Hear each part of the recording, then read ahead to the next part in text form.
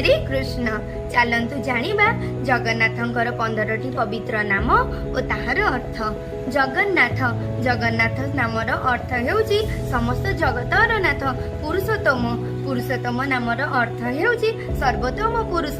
पतित पावन पतित पावन नामर अर्थ हेउची पतित मानकु पावन करुथिबा। नीलमाधव नीलमाधव नामर अर्थ हेउची नीलवर्णी माधव।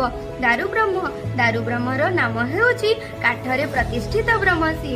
चक्रधर चक्रधर नामर अर्थ हेउची सुदर्शन चक्रधारी। श्रीकृष्ण श्रीकृष्णଙ୍କ नामर अर्थ हेउची गोपाल वा द्वारिकाधीश। बलभद्र सहोदर बलभद्र सहोदर नामर अर्थ हेउची बलभद्रंकर भाई।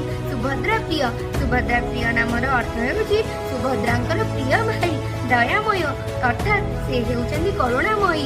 नीलाचलपति नीलाचलपति नामर अर्थ हेउची नीलाचलर प्रभु। विश्व विजयी से हेउचंदी समस्त जगतर विजयकारी। पार्थसारथी पार्थसारथी नामर अर्थ हेउची पार्थ अर्थात अर्जुन से अर्जुनंकर सारथी।